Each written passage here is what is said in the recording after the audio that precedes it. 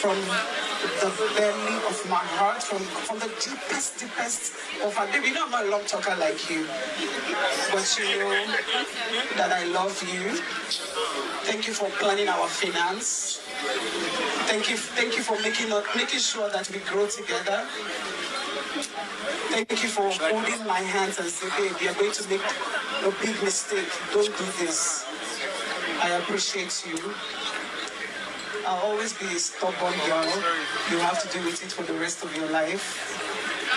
You will always be a stubborn man, and I will deal with it for the rest of my life. But I will never cheat on you. I know that's your biggest fear. I want to say that God has blessed us. A big congratulations to the newly wedded couple, Peggy Ovire and Frederick Leonard. Wow. Congratulations. Like you heard them, folks, it's been 7 years of trying to see if they could work it out, of having this, relationship that wasn't stable come again, kindle that love.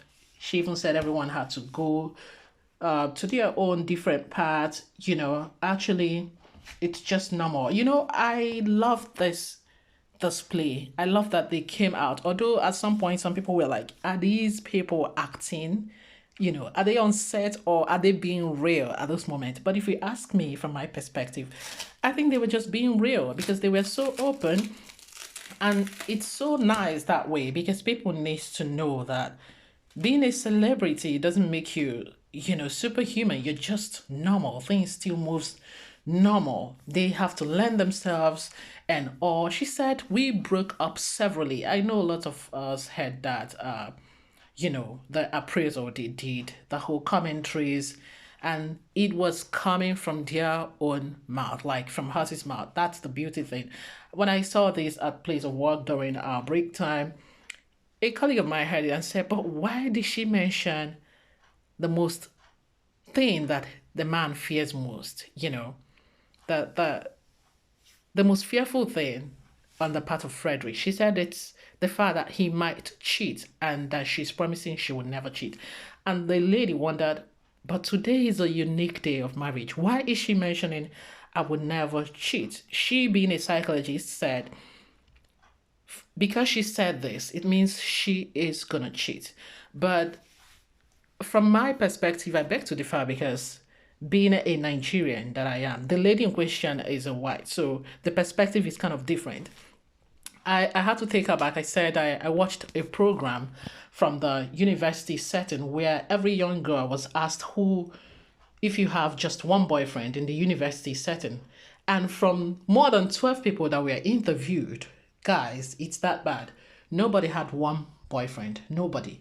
The only 3 ladies that actually accepted were to have 2. They had 2. One in the school setting and one at home when they go back home, to their place of abode. So moral decadence, it's just there, like the term cheating, it's an everyday terminology in Nigeria. Cheating, it's that bad that even the married ones, not just the men, the women, so I was explaining to her that it might not necessarily mean that she has been cheating and thereby causing these breakups and all, because we're not part of the relationship. We don't know, but that she tends to affirm. She also made a reference saying he's so controlling. So it could also be a reason why they broke up, to see if they could sort it out. Could he stop? Could they be managed? Is there a way of handling his excesses and vice versa? So it's I didn't see that as something bad. I think I saw it as both of them confessing to themselves, like, we've seen it and we've agreed that we can work from here. She was strongly believing, no, she's gonna cheat, but she didn't understand that it's almost impossible. That's how bad it is to see just that genuine lady who's saying, I'm sticking with just my boyfriend. Now, our dear nation, Nigeria, the whole, I don't know whether to put it on poverty. Some might say, but poverty has nothing to do with moral decadence, but it settles down to money, because when they were asked, Why are you having this boyfriend at home and this boyfriend there and there? There are excuses where, yeah, this is going to be providing money for this. This will be providing for this. Now, some of you might say, oh, Peggy's maid, she doesn't need money. That's not true. Even Frederick, even what's the the latest president you have there, Buhari, and all surrounding him, they always need more money. So it's just there. That's why we pray for a better nation. If things are improved, the moral, changes, effective changes would also be improved. Now, the odd things that you want to call this is that I love their reality. At some point, Frederick said, you know what? Apart from the fancy I love thing that we're all talking about, babe, I like you. So it boiled down to, it took me back to the one of the preachings Winifred Okonkwo made, where she was saying it's you have to see beyond love. That at some point she wouldn't even tell you marry the one you love. She would tell you, look, marry the one you really like, you can really stay with, that loves you more. He said, I really like you, babe. So it was Peggy who said, I love you, and and meaning it, because at that point I noticed she went really soft and tender, and but the man, Frederick, was being as honest as can be. I've seen all. He said, I've seen all the ladies, and I got laughing. Guy, you've been testing every river, But it's their moment of being real. That's one thing I love about it. They didn't just come out to pretend, because if you're trying to feign anything, we're already used to seeing these ones acts. I've been seeing their movies long ago, So it will still look like a movie to us. He brought it to reality. I like you a lot. I've seen all these people and I chose you. And yeah, some might wonder, Peggy saying I'm a stubborn girl, I'm a stubborn girl. Personally, I know stubborn girl as, that little girl who's growing up in the comfort of her parents' home and it's not taking to instructions and all. But I mean, she's a grown woman now. It's overbearing attitude of controlling should be managed. It's about conversations. There has to be mutual respect and regard, for your partner. It's Frederick also made a vital point. He said, I wasn't just looking for a wife, I need a soulmate, a companionship. So but all in all, you still find them in a wife. That's really a wife. It's just that oftentimes people, especially from the African settings, we understand the wife to just be that one who's subjected to kitchen and to take rules from the man and all. But it's not. There's a wife. Who does God call a wife? It's your soulmate. It's your companionship. It's your, it's that one you can hold hand and gist and laugh and if you argue with, Peggy said, I'm gonna argue with you. I'm gonna fight you, and I'll correct you. But the words were kind of harsh. That's why I said they were really real.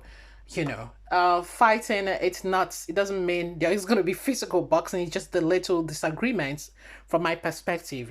I don't know how far they could go when they fight, but in every relationship there's a that period of inconvenience, that period of it could come up from misunderstanding, that you say something and the other one just didn't get it. It could crop up to argument, and then clearing, and how you clarify this argument are what makes both of you two adults. So she calling herself, I'm gonna be that stubborn girl you deal with all the days of your life. I don't well, it's from her perspective, but I disagree. I think that it could be she trying to do what she wants to do, but if it's about her in her own decision for herself, then Frederick, has to respect his woman in her own decisions for what she wants to do. But then if it concerns the family, that I love that she mentioned finance. That's I love Peggy Ovire, because she tends to be a practical person.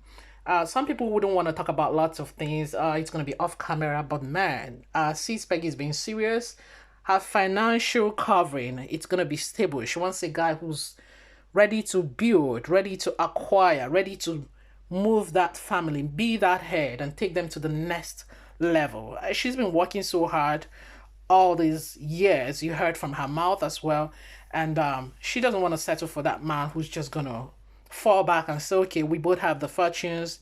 yeah, we can do it this way. She wants to have her word and she wants to respect it. That's, from the top, the words, the appraisal she gave, that's what I picked. And yeah, it should be respected. And from the perspective of why is Frederick afraid that she's gonna cheat? She said, "The thing you fear most is that I might cheat on you. I'm promising I will never cheat on you." I don't know why he fears that. I don't know if she has cheated before or if he is threatened by her beauty. You heard him. He had to praise himself also, The guy Freddie, he doesn't doubt himself also. He said, this guy you're looking at is not just a celebrity, one of the most handsome men in Africa, and on and on. He went and praised himself, trying to remind his wife, "You're not the only beautiful one." It was like at that moment when he said it, and then later Peggy over here had to say, "Hey, you are with I'm a fine girl, Freddie. You gotta move. You gotta move. Come and marry me. You're my fine girl. Don't waste my time." So that's why I said they are practical people. They are. She is so practical, and it's lovely, and I love the fact that she went for what she wanted. Did you hear that, guys? When she said from the beginning, "I saw him, I asked for the number, I called him." So you can see she spotted on from the beginning what she wanted, and she went for it. So I think Peggy is also trying to tell ladies at this point in this generation, if you see what you like, don't shy away. Don't say, "I'm waiting, he ought to call me first. He ought to do this first," You don't have to do the toasting. You know what we Nigerians call the toasting? You don't have to start out with the guy, "You look good today," the whole fanciful thing. He's gonna think you're tripping. She said, "When I called him, I said, tell me about yourself." So when you call the guy, find a way of going straight to the point without necessarily hitting the nail on the head. I don't know if you get me there now. I don't know. But what I'm saying is, she didn't say, "I saw you, I like you, I'm looking for a guy I can go down with. I can walk down the aisle with." No, it doesn't work like that, because he's also searching, and she wants to hold her prestige high. So now she went that way. If he could talk about himself, you know what they say, talking is telling. He began to talk about himself, and then she was speaking his languages. She was seeing, where does he come from? How does he relate? What does he have intelligent wise? Can we sit and talk? So ladies, I watched that they are talking. There were lots of things to pick from these two. I think that their marriage would last, and I pray that it's going to last. Why? Because they are practical, they respect themselves, and they are open about it.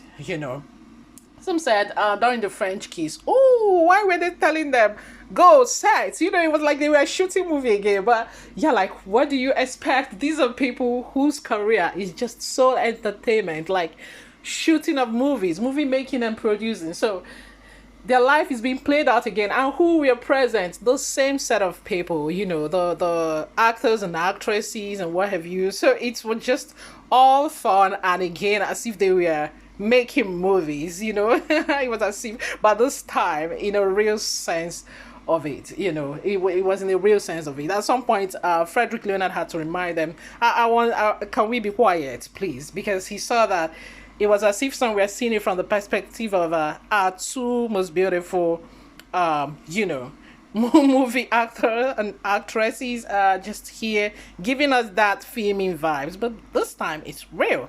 So, but the thing I love that Peggy said some vital points. She said, "Ladies, if he's not ready at the point where you just want to settle, you can wait. You can hold his hand. You can build together." And unfortunately, most ladies nowadays, they do not want the person they could work with together, build with.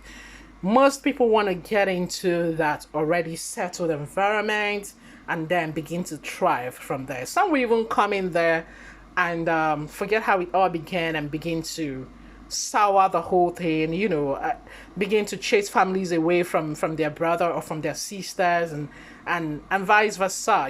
Some would just come in and forget the humble beginnings and begin to do what you do not expect. So these two built themselves. That's what I'm seeing. Their relationship has stood the test of time. He said, "I know these guys are coming for you." So I think I wouldn't say one felt like, so why was Frederick praising himself? I'm that one of the finest man and this and that.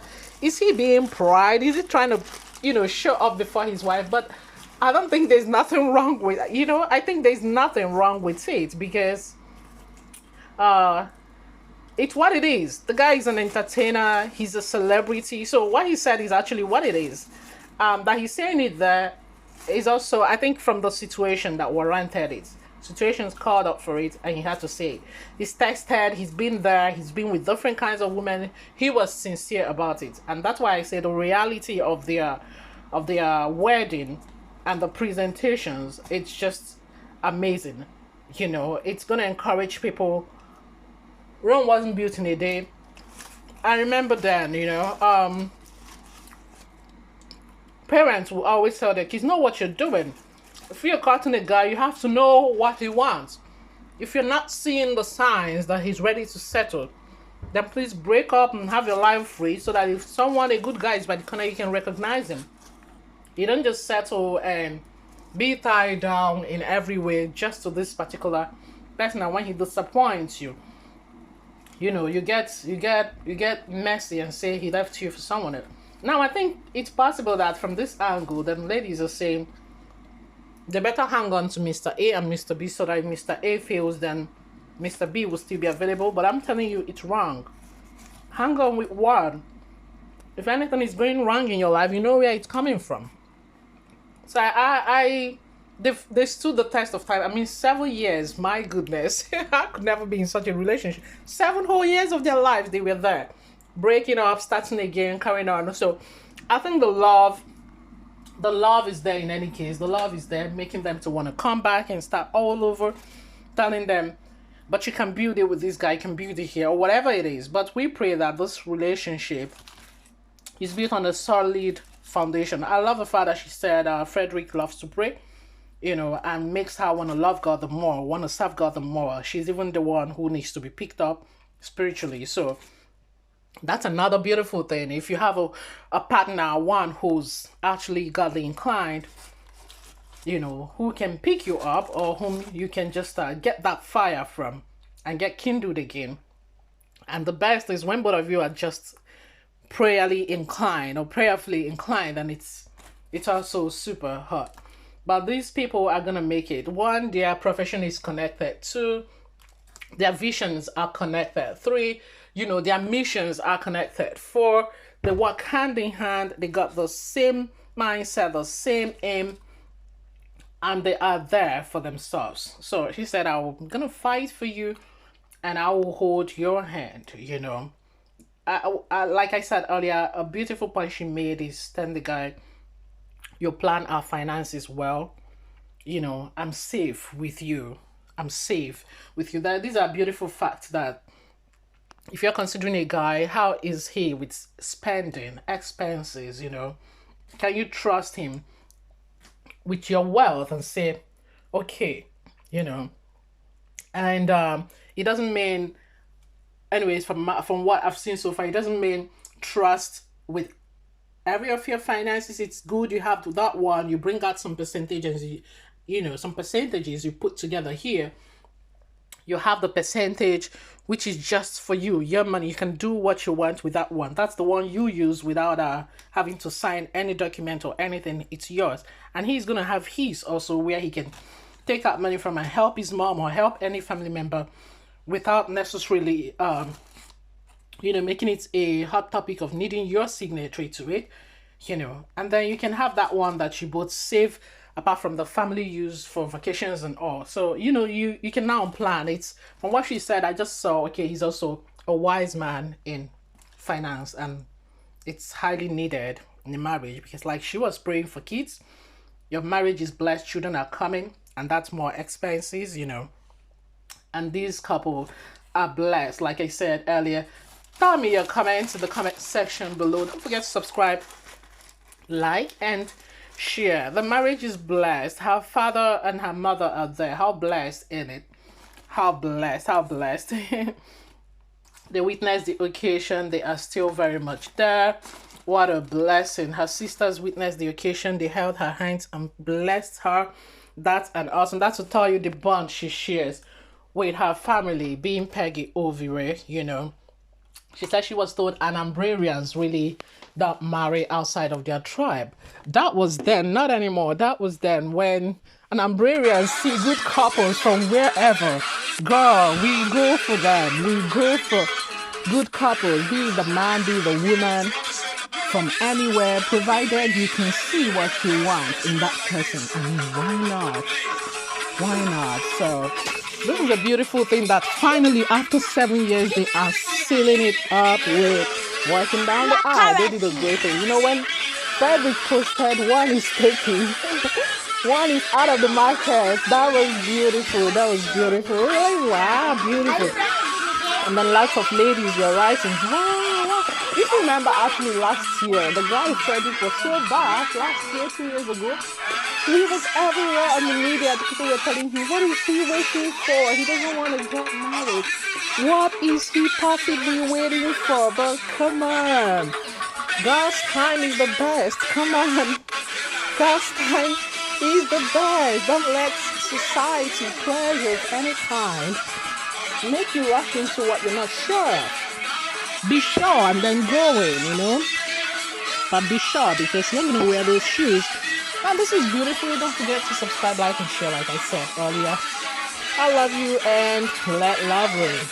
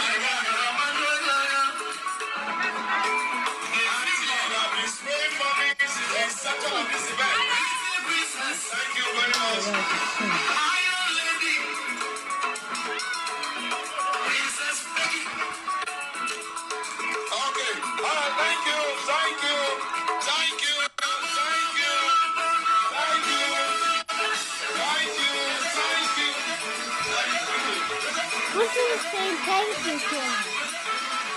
What you saying thank you to?